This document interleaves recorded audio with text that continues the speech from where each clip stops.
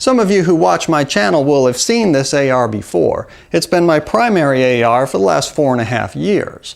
I started collecting parts for this back in early 2012, but hadn't really gotten that far by the madness of 2013. So while some component choices were made based on philosophy, others were made purely based on availability.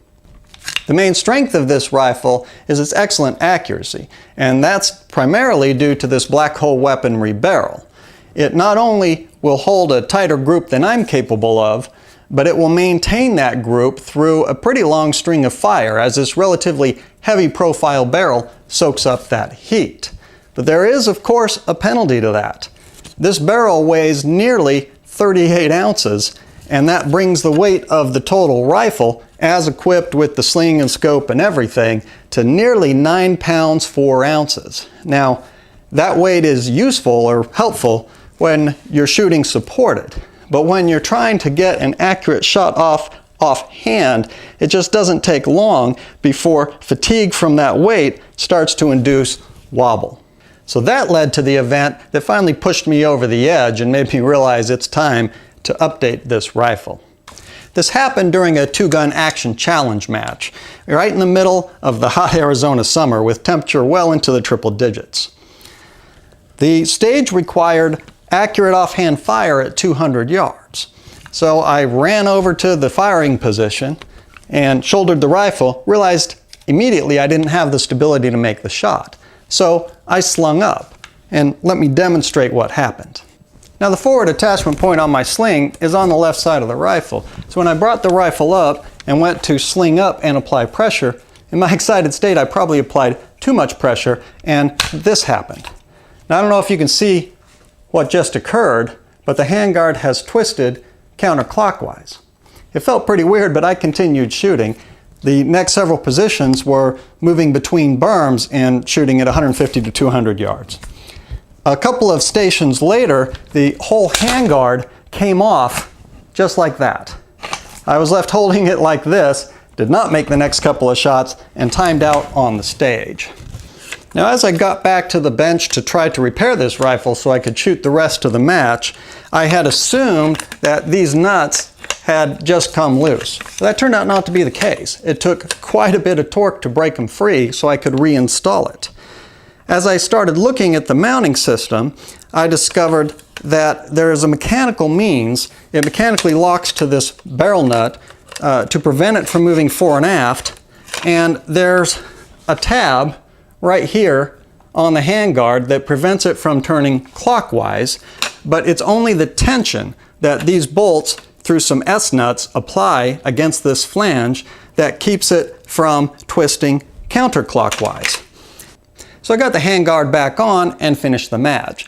And once I got home, I took a good look at that. And I could not get these bolts tight enough to be able to prevent me from twisting the handguard off counterclockwise, no matter what I did. So while this worked fine, and I've slung up many, many times, and it never came off in the 4.5 years previously, I frankly just lost confidence in it. And it's a little bit too bad, because I really like the handguard. It's a VTAC from Troy. It was one of the early modular handguards where you could add rails where you needed to. Predates Keymod or M-LOK. Although it's actually very similar to M-LOK. It's a good system, and I find the handguard comfortable. It handles heat very well. Really, I've liked it, but I just have lost confidence in the mounting system. So we have a couple of issues. The rifle's very heavy, and in particular, front heavy. I think we can do a little bit better there. I don't have confidence in the handguard attachment system, and then there's some components such as the buffer spring, and buffer extension that were bought based on availability and aren't up to the quality of the rest of the rifle. So it's high time that we did some updating with the goal of improving the quality of the compromised parts and taking some weight off the front end of this rifle. Now, I've been very happy with this barrel, and ultimately a slimmer profile barrel would be the answer, but I'm going to keep it from now.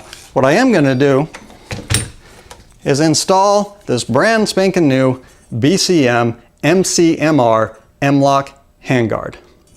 Now BCM announced that they were going to make this quite a while ago, and I have been trolling their website ever since and bought it the day it became available.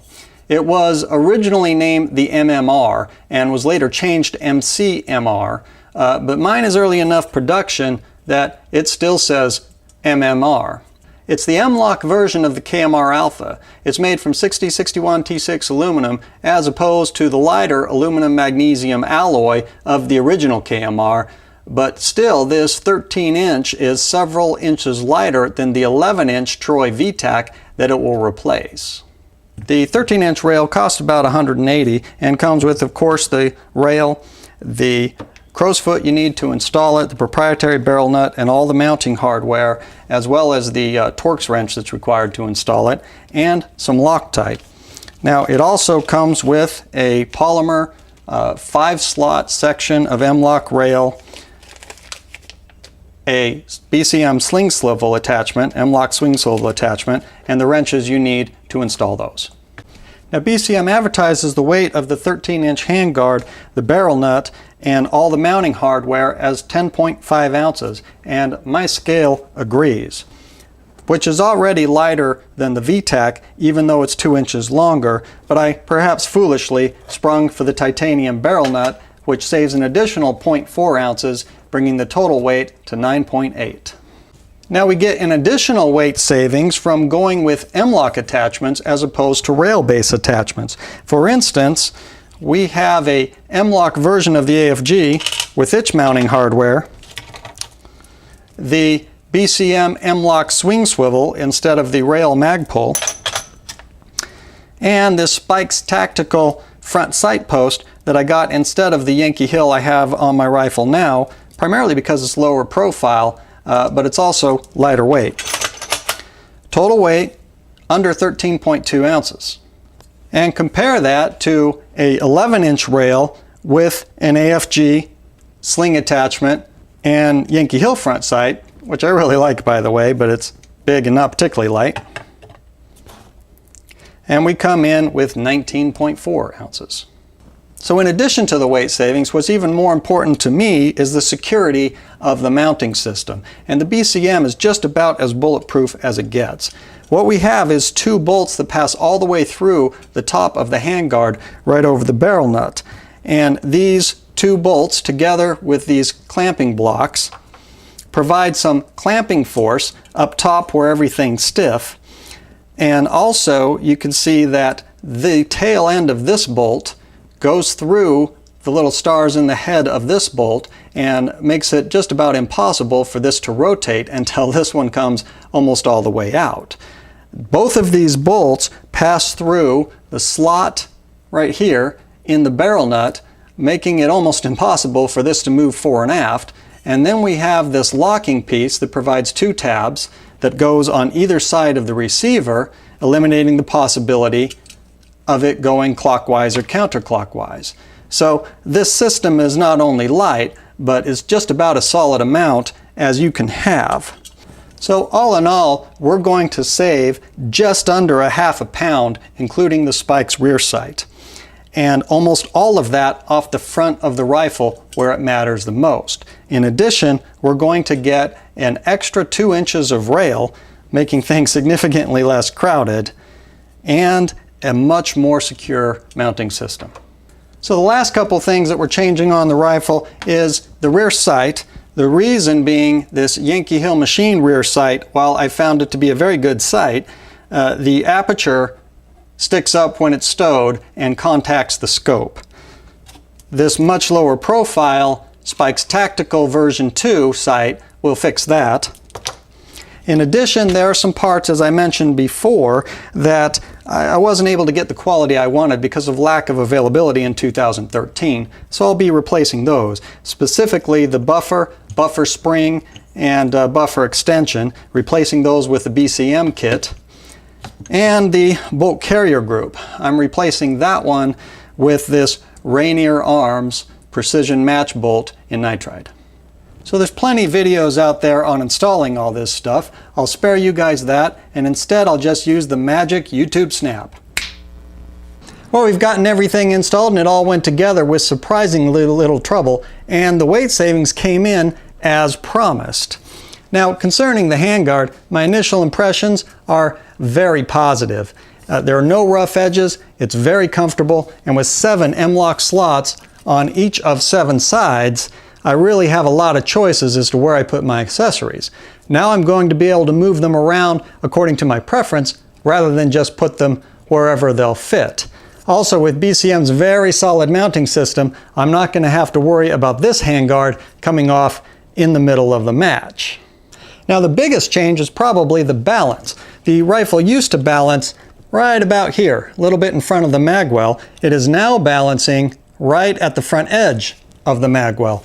Now, that doesn't seem like very much distance, but I have to tell you, when you shoulder this thing, even though we only removed a ½ pound from the front of the rifle, when you bring it up, it really feels a lot lighter.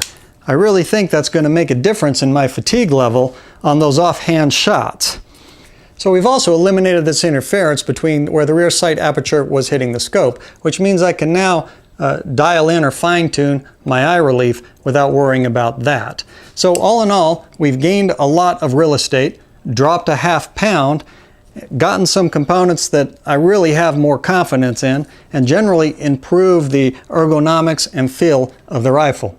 But of course, that's all just a theory until we get it out to the range to test it. I have a lot of work to do out there. I need to sight in these irons. I need to fine-tune the eye relief and verify the zero on the scope. And of course, I need to test it in action. So we will get this thing to a match and we'll see how it feels and how it does. And I think we'll have a lot to talk about at that point.